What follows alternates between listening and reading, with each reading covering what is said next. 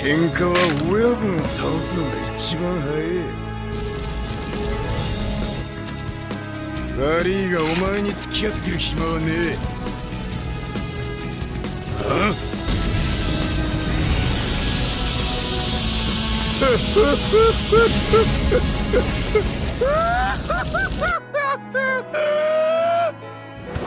やっと本気で来るか。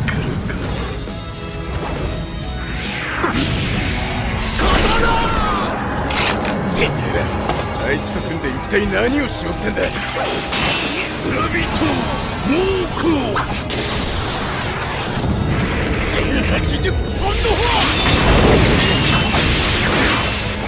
お前は下手人ゾロ十郎だな。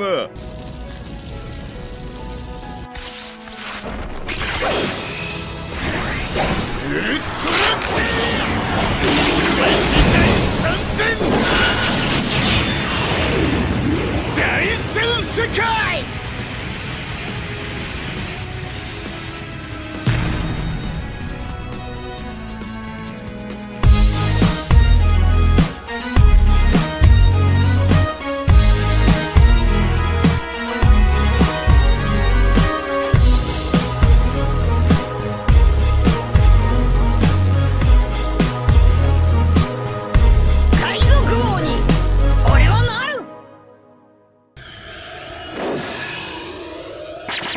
Bonjour à tous, ici le seul unique Ryu Sensei, j'espère que vous allez bien. Aujourd'hui on se retrouve pour le chapitre 1035 de One Piece, pour la vidéo pré-chapitre. Il y a quelques jours j'ai publié une première pré-chapitre du 1035, mais dans la vidéo on a beaucoup parlé de Shanks par rapport à l'arc Onigashima. En effet, l'auteur avait dit qu'un homme aux cheveux rouges n'allait pas tarder à bouger dans le manga. On n'a pas parlé de Zoro donc on rectifie ça. Du coup aujourd'hui vidéo bien puissante sur Zoro, mais pas que. On parlera également de Yamato, de Sanji, d'Enma et de King. On peut mettre un gros pouce bleu sous la vidéo pour le soutien. Pour rejoindre ce grand navire qu'est l'Oro Jackson, on peut s'abonner à la chaîne. En ce moment, il y a pas mal de vidéos qui sortent.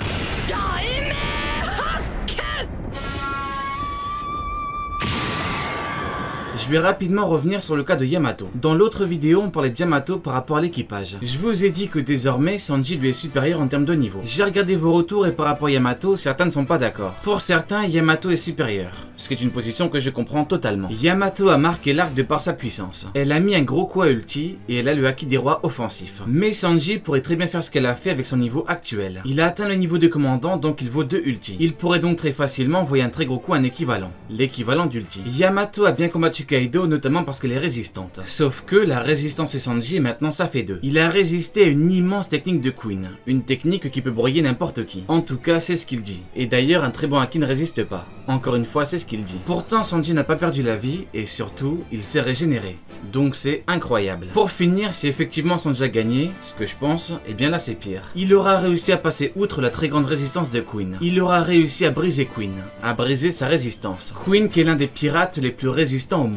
Sans compter le haki de Sanji qui voit dans le futur. Maintenant oui, elle a le haki des rois offensif, elle a bien tenu Kaido. Mais il y a également une question de contexte. Elle devait tout donner pour le retenir parce que sinon c'est terminé. Il aurait détruit tout le monde. Sanji et Zoro n'avaient pas de power-up.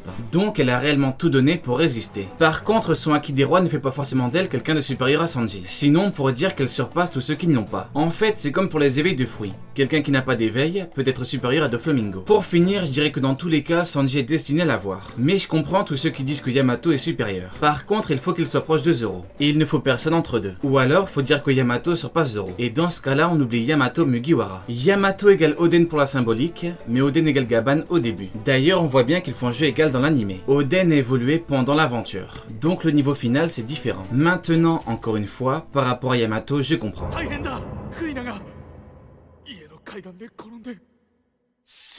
Maintenant parlons de Zoro contre King, le combat des seconds équipages. Si effectivement Sanji a gagné, alors on aura Zoro contre King. On aura la conclusion ou le chapitre qui arrive avant. On devait avoir le dernier chapitre de l'année, mais apparemment il y en a un autre. C'est toujours un peu le bordel en décembre avec la Jump Festa, tout ça. En tout cas, si Sanji a bel et bien gagné, on aura du bon Zoro contre King. L'auteur montre une hiérarchie via power-up et fin de combat. Zoro dévoile son power-up, puis Sanji dévoile son power-up. Sauf que ce n'est pas Zoro qui gagne en premier, c'est Sanji. Puis vient Zoro. Le combat Zoro King King faisant office de second combat le plus important. Tout est une question de dangerosité et de puissance. Zoro devait avoir absolument une nouvelle lame, donc il a eu Enma. Enma qui est une lame qui utilise son plein potentiel. Quand je dis qu'Enma est comme le Red Suite, c'est pas pour rien. Le Red Suite a activé le plein potentiel de Sanji, donc c'est pareil. Enma active le plein potentiel de Zoro. Elle a besoin de son haki, d'un maximum de haki. Zoro a dit à Pika que pour gagner, il faut un haki supérieur. Donc ça montre bien que l'auteur dit clairement que le haki est primordial. Voilà pourquoi les plus puissants ont des haki d'un énorme niveau. D'ailleurs, par rapport à ceux qui pensent que Yamato surpasse Sanji pour son haki des rois, j'espère que vous pensez également que Shanks surpasse Kaido. Shanks représente le haki des rois. Donc quitte à penser ça, autant aller au bout. Du coup, les deux power-ups sont identiques.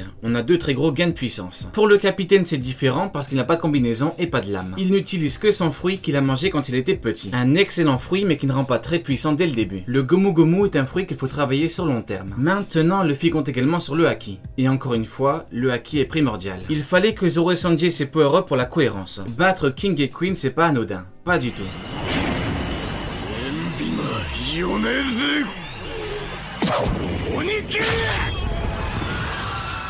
Pour Zoro, ça va se jouer sur trois choses. Haki des rois, Enma, puissance démoniaque. Tout d'abord, il faut comprendre une chose. Enma appartenait à un monstre. Oden n'est pas n'importe qui. Il a été présenté comme une force de la nature. Je vous ai prouvé qu'il avait le niveau d'empereur à l'aide d'éléments factuels. Je n'invente rien, même Kaido actuel dit qu'il a son niveau. Ce qu'on remarque, c'est que tous les Yonko sont des forces de la nature. C'est un peu ce qui les caractérise, entre autres. Et bien pour Oden, c'est pareil. À moins de 1 an, il a démonté une nourrice avec un coup de poing. À 4 ans, il terrassait un ours. Ce mec est naturellement énorme. Il n'y a pas grand monde qui sont présentés comme ça. Oden avait un gigantesque potentiel. Zoro est choqué de comprendre qu'Oden maniait Enma facilement. Pourtant, Oden maniait Enma quand il était très jeune, ce qui est vraiment énorme. Il a le niveau de Yonko, pourtant il n'a pas de lame légendaire. En fait, une lame légendaire n'est pas obligatoire. Le plus important, c'est le niveau. Si tu as un très bon haki, tu feras d'énormes dégâts. Une info qu'il confirmera contre Kaido. Il lui a fait une gigantesque cicatrice. Zoro a pu toucher Kaido, mais Oden allait gagner. C'est donc différent. Zoro doit atteindre la puissance d'Oden. Il lui faut le maniement de Mihawk et le haki d'Oden. Tout simplement. Il doit donc impérativement faire comme contre Kaku. Sortir une gigantesque technique. Une gigantesque technique de par sa puissance brute et son aspect démoniaque. Zoro se demande comment stabiliser son haki. En fait, c'est une question de maîtrise. Il doit gérer sa puissance. Faudra donc des explications par rapport à la puissance démoniaque. Ça peut être lié au haki de l'armement, au haki des rois ou aux deux. Peut-être qu'on a une combinaison. Quand Zoro a touché Kaido, le roi des bêtes a compris. Zoro a le haki des rois. De toute façon, de base, pour Ashura, il n'y a pas d'explication. Donc ça arrive.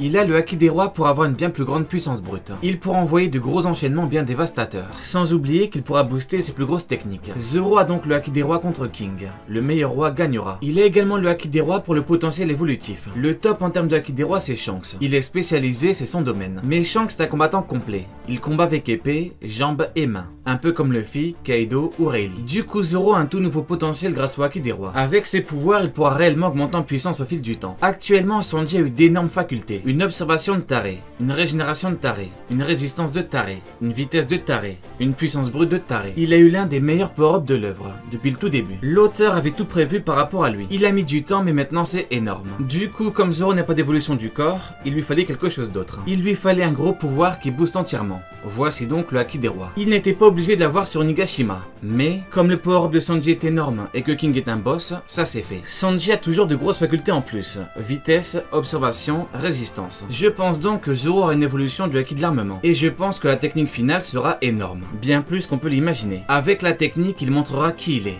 Zoro, le second du prochain roi des pirates.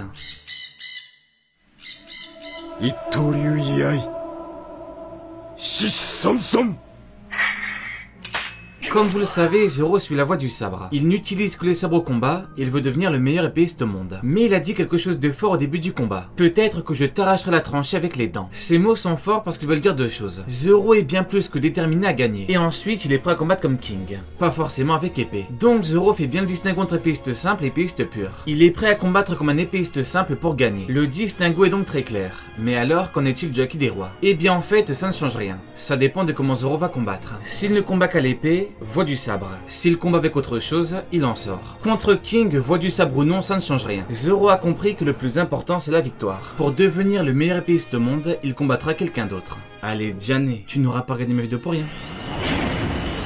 Enbima, Yoneze, Oniki!